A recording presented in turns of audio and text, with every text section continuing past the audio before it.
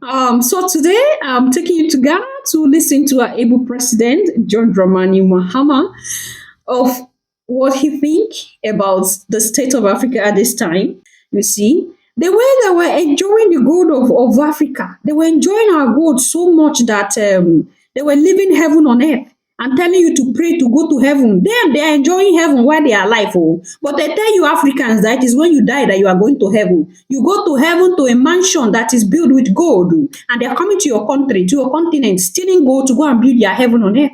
Anymore. Few years, Ghana's gold, one of its most valuable natural resources, quietly shipped through the fingers of its economy, smuggled across borders, traded in back rooms, and sold without oversight. But not anymore. Just today, a joint operation between Ghana Gold Board and National Security have uncovered yet another illegal gold trading ring, this time involving 3 Indian nationals again. The suspects were arrested in a town called Enyinem. Seized at the scene were pure gold bars, large amount of cash, and high-speed money-counting machines. This isn't just isolated case. Just few weeks earlier, 3 Indian nationals were also arrested, which we talked about in our previous video, bringing the total number of foreign suspects to 6.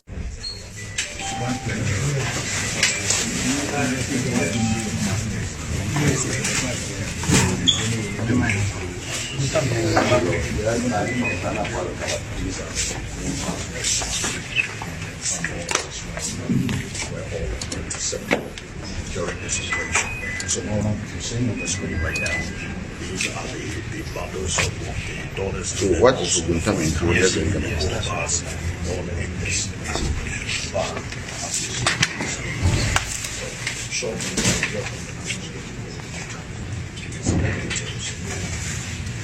This particular operation. It's a major breakthrough.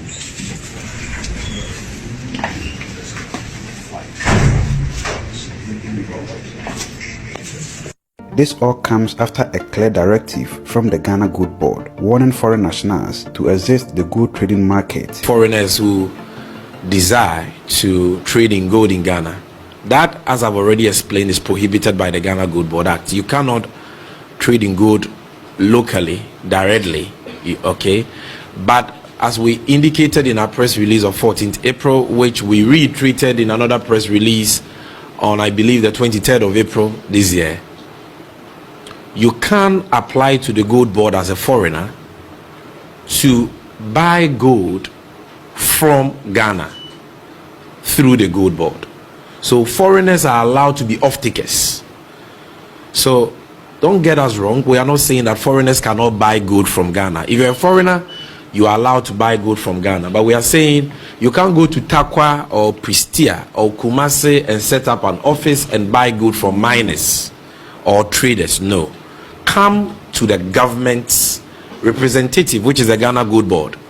Apply, negotiate, and buy the gold directly from us. And we will ship the gold to your country or wherever you want us to ship the gold to. That directive wasn't just bluff. According to Prince Menka, head of public relations at the Ghana Gold Board, the suspect will face the law. Ghana is the top gold producer in Africa, but for too long, the benefit of this status have bypassed the local economy, lost to illegal mining and unregulated exports. The government's message is now crystal clear. Gold is national wealth, not a free for all. And it's not just about arrest, it's about restoring control, ensuring Ghana's resources serve its people, not...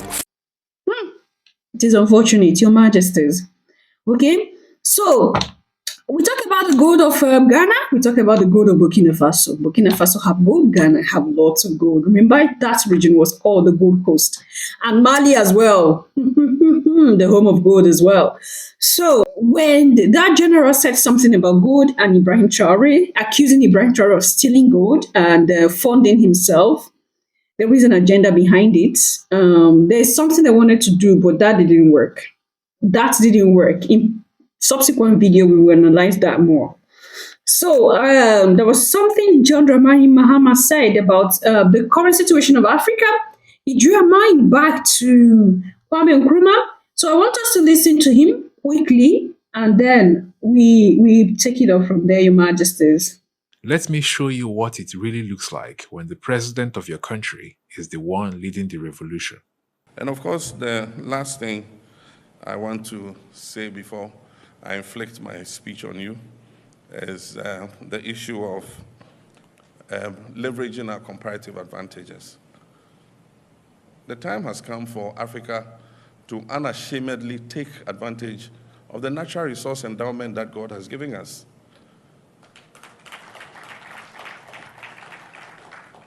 In the colonial era, we had colonial masters, we had no say, and so they mined the gold, they took it away, they developed the palm plantations, took the palm oil away, they took the diamonds away, took everything away.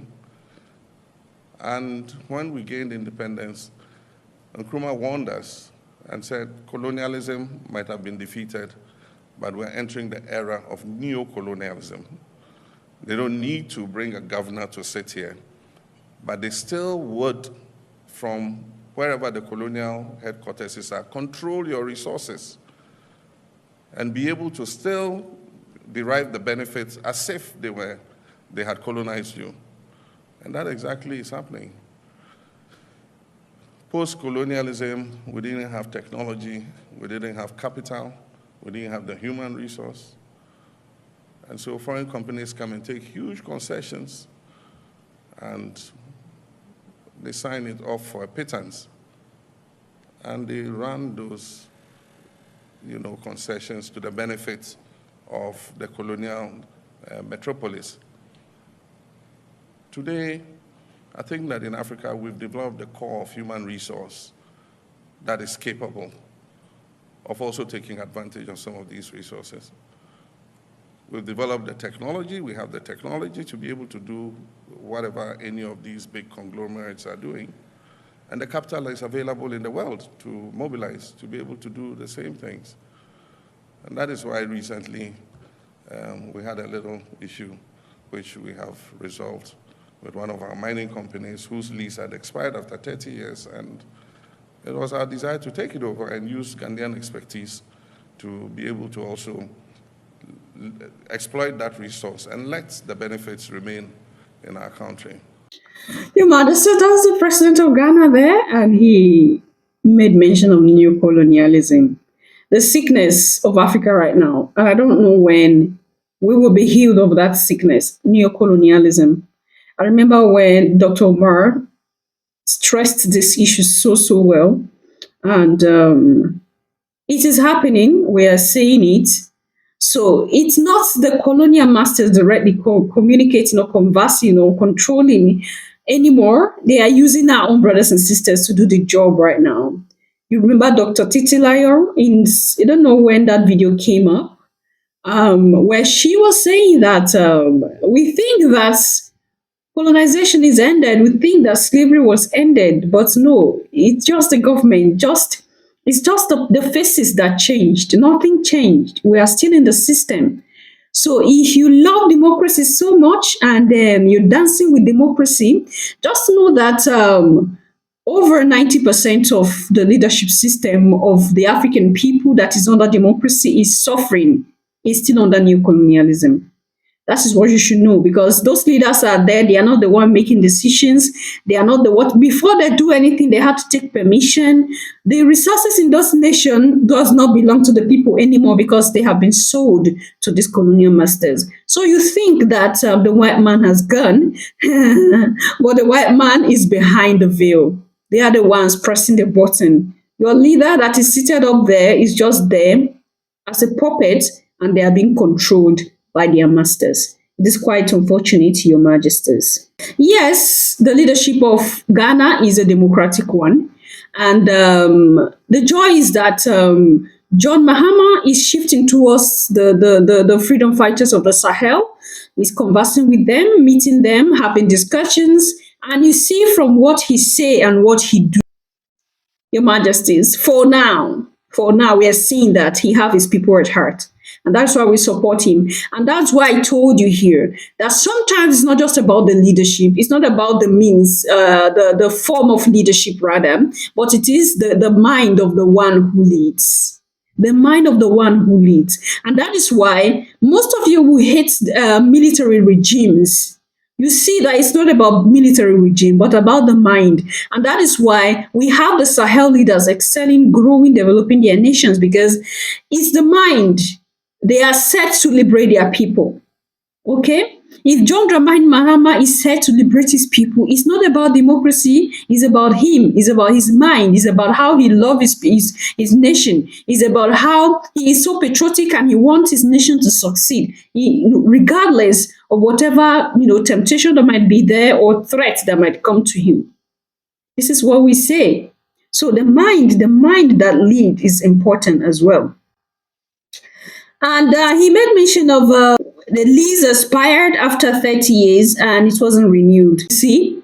So this mining company should have renewed, but they didn't renew for over 30 years. You were mining gold in another man's land and you need to renew your lease. You didn't renew it. You sat there mining your gold, going away with the percent you want to go with, and you're not paying for staying and mining gold in another man's nation. Do you think an African company would be allowed to work or mine in other nations outside the continent without paying fully for mining? But we have these mining companies in the continent of Africa, different parts of the continent. They are mining, but they are not paying for their stay. Okay? They are mining, but they are not paying taxes. That of Mali, that Assimi Goita fought and struggled with them for a long time. They were there. They were supposed to pay taxes for over 20 years. Was pending. They didn't pay. And here we have in Ghana, they are seated there. They didn't pay for rent for over 30 years. It's unfortunate. And why do you think these people see us like this? Because we have decided to demote ourselves. They look down on us. They don't care. It's not important to them. Because to them, we don't worth it. We don't worth it. We respect them. We treat them as humans, but they don't treat us as one. They treat us as animals. And that is the truth before our faces, your majesties. Like I told you, these regions are regions that are endowed with gold. Ghana, Burkina Faso, Mali, Nigeria has gold as well. And that's why I said that if a country has the resources, it also spread its wings to other nations. So you don't say Niger have gold, this part don't have. This part have this, that part don't. No, it is spread on the ground into other regions as well. And that's why the resources of the continent is interwoven on the ground. So when they tell you, mainstream media tell you that each country in the continent have maybe 1, 2, or 3 resources, that's a lie. There are more than 5, 6, up to 10 in that underground. There is a particular one they know that these nations have, but they are not saying it because they want to be mining secretly and going away with it. Remember that clip that circulated a little bit? I don't know if most of you saw that. I brought that information here of how they use camel to transport, to mine. They mine and use camel to transport underground tunnels. They dig underground tunnels underground. So it is camel they use in moving these things up and down. Camel will bring them out and the chopper picks it and go with it in the air. What has Africa done to go through all this? What is the crime of Africa? We have been suffering like this for a long time, your majesties. And it is said that we shouldn't shout. We are suffering and you want us to keep smiling. We shouldn't talk about it. And we have people like us, we have Pan-Africans who are trying their best to open the eyes of people to this situation. They are being silenced. They are being attacked. They are being forced to keep quiet. What do you think? Leave your thoughts and opinion there at the section. I'm going to see you in my next one. Until then, love yourself, love others, stay safe, stay positive, always, your majesties. Bye for now.